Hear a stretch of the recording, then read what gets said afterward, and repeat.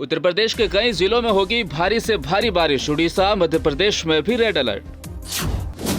Jaipur Mumbai train गोलीकांड में RPF जवान चेतन सिंह की मानसिक स्थिति ठीक नहीं, रेलवे ने दिया जवाब। ऑनलाइन गेम्स और कैसीनो पर देना होगा टैक्स। 1 अक्टूबर से लगेगा 28% जीएसटी। राज्यसभा में आज भी जमकर हुआ हंगामा, कार्यवाही कल तक के लिए स्थगित। ज्ञानवापी को लेकर इलाहाबाद हाईकोर्ट में दाखिल की गई एक और याचिका, गैर हिंदुओं के घुसने पर पाबंदी की मांग। मानहानि केस में राहुल गांधी बोले, माफी मांगने से मना करने पर मुझे अहंकारी कहा गया। बीजेपी नेता अर्गा जननेंद्र पर खड़गे के खिलाफ टिप्पणी का आरोप, कांग्रेस ने दर्ज कराई शिकायत। विपक्ष को हर बात पर राजनीति नहीं करनी चाहिए, हरियाणा के गृह मंत्री अनिल विज का बयान। तेलंगाना में पूर्व विधायक जयसुधा ने कांग्रेस को बोला अलविदा, बीजेपी में शामिल हुई। पाकिस्तान के खैबर पख्तूनख्वा में 2 जगह सेना पर हमला, 3 जवान मारे गए।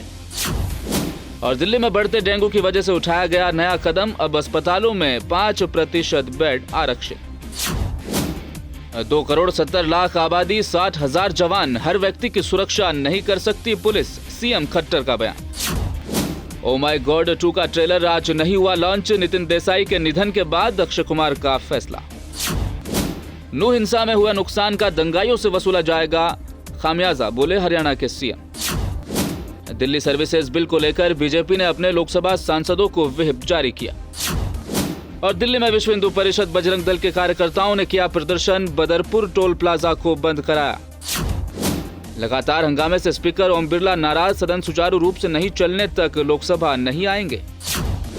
मल्लिकार्जुन खड़गे ने साधा पीएम पर निशाना, बोले हरियाणा में हिंसा हो रही है, पीएम संज्ञान क्यों नहीं लेते।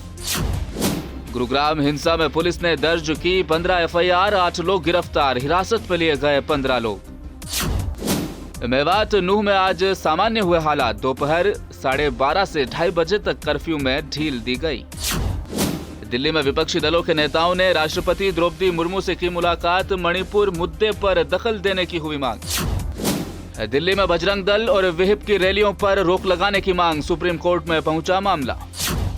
आर्ट डायरेक्टर नितिन देसाई ने किया सुसाइड, कई बॉलीवुड फिल्मों में कर चुके काम।